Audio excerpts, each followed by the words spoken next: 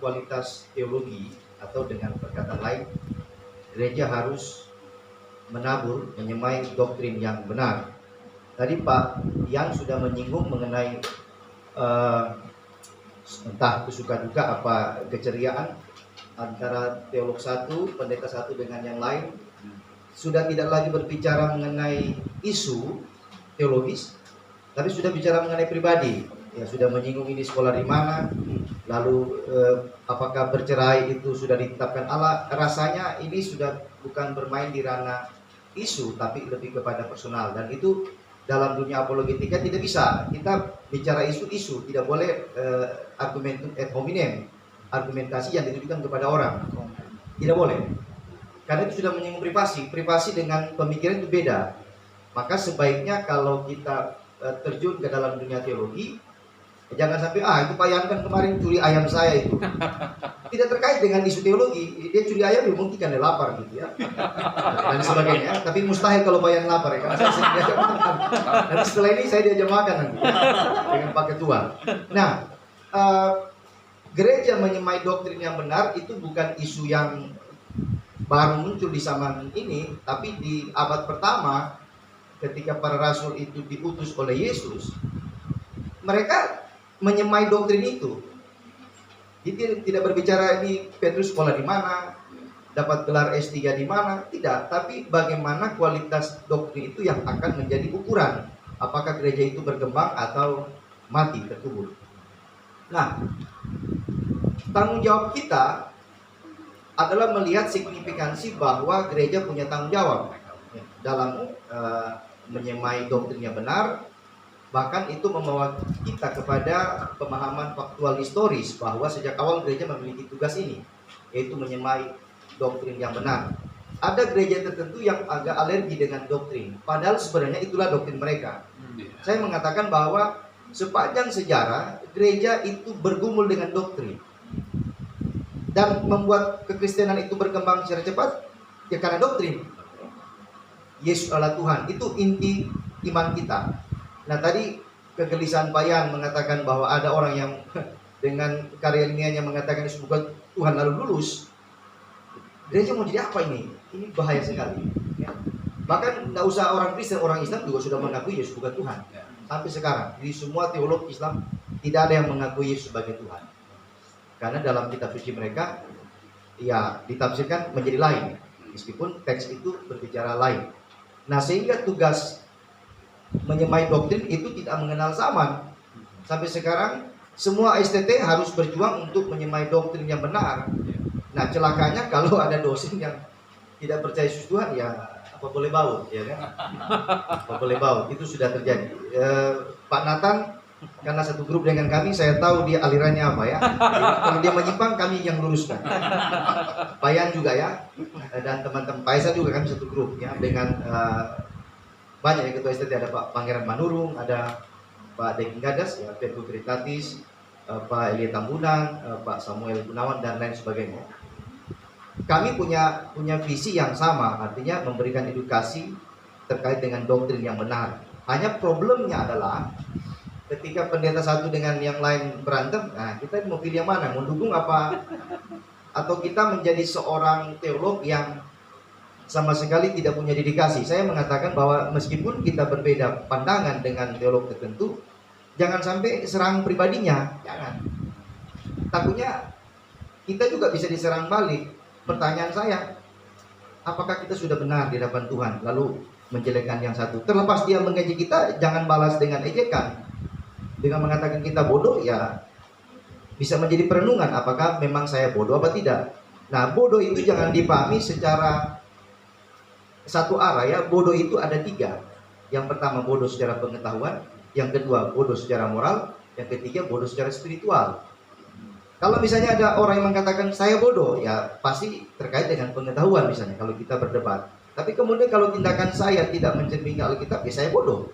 Tapi bukan pengetahuan saya, tapi tindakan saya, moral saya. Maka ketika ada orang yang mengatakan kita bodoh atau saya bodoh, ya tak usahlah menganggap itu, wah ini kurang ajar, kita harus balas. Nah sayangnya beberapa teman di antara kami itu ada yang tersinggung.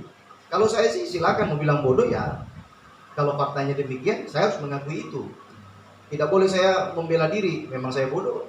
Membela diri untuk apa? Tapi tugas kita sebagai gereja yang benar haruslah menyemai doktrin yang benar. Saya secara sekilas menjelaskan mengenai apa sih itu doktrin atau dogma.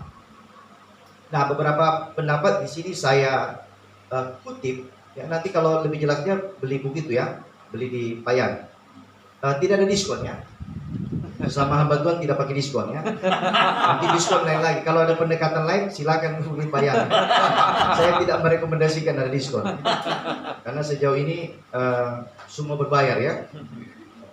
Kuota berbayar ya dan lain sebagainya. Tapi pasti ada kemurahan nanti dari Pak ya. Diskon 50%.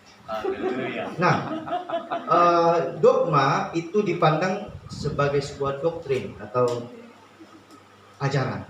Semua gereja punya dogma. Jadi kalau ada yang anti dogma itu sangat disayangkan.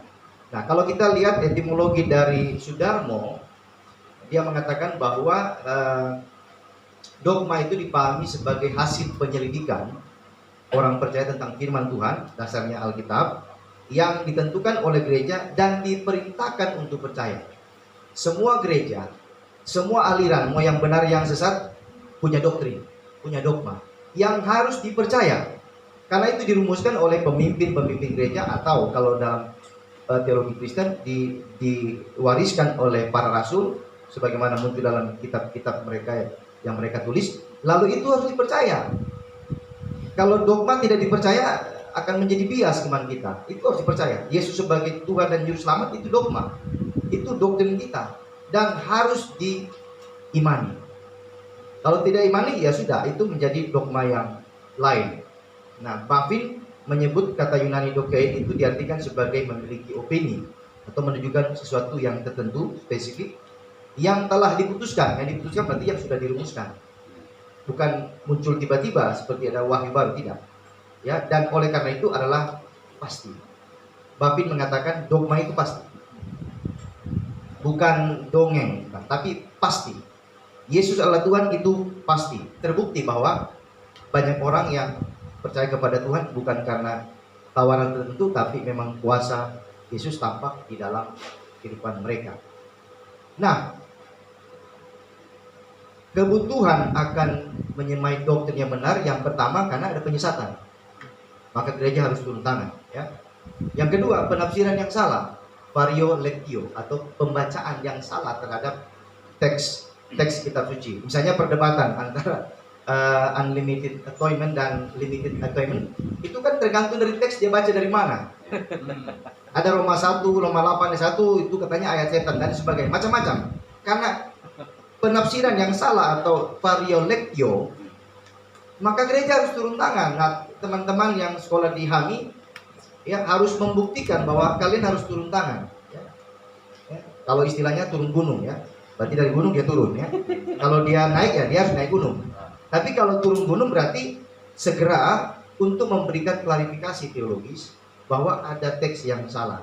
Problemnya adalah kita punya mazhab yang berbeda. Kalau tadi gereja ya satu mazhab, satu denominasi.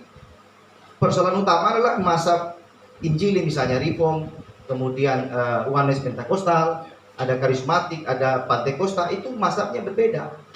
Dan membaca teks juga berbeda sesuai dengan keinginan. Lagi Katolik, ada Ortodoks, macam-macam. Tapi bagaimana kita bisa menyatukan persepsi? Ya kembali harus melakukan eksegesis, bukan eisegesis. Yang ketiga, egoisme teologis dari seseorang. Ini yang sedang dilakukan oleh Asasi. Ya, ada orang-orang tertentu yang seperti JT ya, dengan teologinya amburadul, jadi Asasi harus turun tangan. Jadi ada egoisme teologis yang ingin ditonjolkan oleh seorang dan harus dipercayai. Ini bahaya, karena sudah bukan lagi kepada aspek biblika, tapi kepada unsur egoisme teologi. Yang keempat, penyimpangan ajaran-ajaran fundamental, misalnya Trinitas. Nah, kita selama kurang lebih 3 bulan ini Asasi sibuk dengan berbicara Trinitas. Ya, semua turun tangan ya. Pak Ketua juga turun tangan ya. Yang kelima, moralitas diabaikan. Nah, kalau moralitas diabaikan harus menyemai doktrin yang benar ya, harus kembali kepada prinsip kehidupan yang ditetapkan Allah. Yang keenam, ada iri hati. ya iri hati antara mazhab satu dengan yang lain, maka terjadilah perdebatan. Nah, tahu Pak MS dengan Buas itu sampai di mana iri hati mereka. Ada yang mengatakan ini nabi palsu, ya Pak Mangapul segala nabi palsu katanya. Wah ini ngeri-ngeri sedap ya. Antara ngeri dan sedap itu beda-beda tipis ya. Kalau sudah bilang nabi palsu, yang satu mengatakan ini begini, ini sudah masuk ke iri hati. Yang satu, saya dokter misalnya, kamu S2, kamu tahu apa? Nah, ini juga iri hati ya. Seolah-olah yang dokter itu lebih hebat. Belum tentu. Ya, saya menulis kemarin itu harus karya yang diukur. Mau S1 ke S2, S-talent, S-mambo, kalau karyanya tidak ada, tidak dia akan dihitung. Nah, tadi Pak Esar sudah banyak menulis ya. Bahkan melampaui dari tulisan saya. Sudah berapa ratus Pak? Kalau tulisan saya yang tidak ilmiah di blog saya ada 200 lebih. Ya kalau yang ilmiah saya tidak tahu sudah berapa. Saya tidak hitung lagi. Yang ketujuh, karena ada unsur mengkotak-kotakan jemaat, maka gereja harus menyemai doktrin yang benar. Artinya tidak bolehlah memilih yang kaya, yang miskin, tidak boleh. Yang kedelapan, mengkultuskan pemimpin gereja. Nah biasanya ini mazhab ini.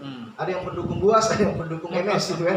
Ini sudah kultus. Seolah-olah ini benar ya, lebih benar dari para rasul, nanti bahaya. Ada lagi yang satu dari Tiberias, ya kan, saya lebih tahu dari Tuhan. Nah, ini luar biasa ya, harus turun tangan. Kesembilan, mengabaikan aturan main yang ditetapkan gereja. Misalnya ini berbicara mengenai tata gereja atau anggaran dasar, anggaran rumah tangga. Kalau ada yang sudah menyimpang harus dikembalikan kepada aturan main yang ada. Yang terakhir, sudah berapa menit saya? 15 ya. Ya, tadi Pak Yan dengan Pak Esar itu sudah lebih dari 20 jam, 20 menit. Harus Pak Ketua, jangan ajak ngopi mereka berdua ya. Saya konsisten dengan waktu ya.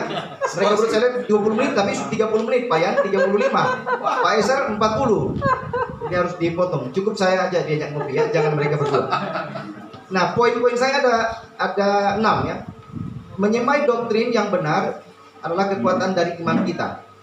Gereja yang benar berarti mengakui penyataan diri Allah dalam Trinitas. Ini doktrin fundamental. Gereja yang benar adalah percaya dan mengakui Alkitab, adalah firman Allah. Kalau tidak mengakui, ya sudah, silakan bikin mazhab sendiri.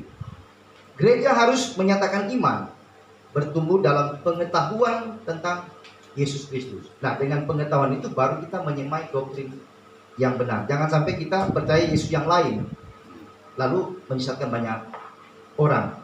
Gereja harus berdoa. Jangan lupa, gereja harus berdoa. Jangan pikir berdoa tidak perlu, karena kita sudah hebat, sudah bicara Trinitas sampai yang sedetil mungkin lalu lupa berdoa. Tidak boleh. Doa itu dasar gereja. Dan yang terakhir, sebagai pelaku-pelaku firman, gereja mampu menampilkan gaya hidup. Ini berbicara moralitas, keseimbangan antara iman dan perbuatan yang berpadanan dengan Injil Kristus. Demikian dari saya. Terima kasih. Ya baik, terima kasih kepada narasumber yang ketiga, Bapak Dr. Stanley Paparan yang sudah memaparkan materinya. Tiga-tiganya di depan. Iya. Ya, kepada narasumber 2 dan 3 untuk ke depan, karena kita adalah sesi tanya jawab. Bagusnya ditambah. Tadi matikan aja. Matikan.